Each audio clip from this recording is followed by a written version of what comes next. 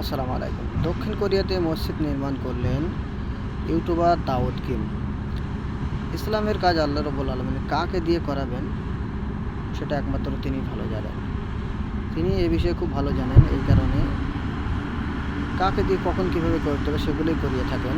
যুগে যুগে এগুলোই দেখা যায়। কখনো কাপড়ের ব্যবসায়ী দিয়ে দিনের কাজ করিয়ে নেন, কখনো ঘড়ির মেকার দিয়ে, তো কখনো ডাক্তার দিয়ে।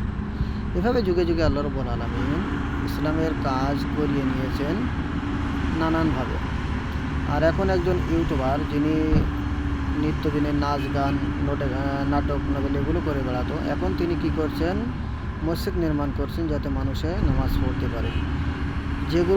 যেসব দেশে নামাজ পড়া নিষেধ বা নামাজ পড়ছে না প্রকাশ্যে, এইসব দেশগুলোতে মাশাআল্লাহ এখন মসজিদ তৈরি হচ্ছে।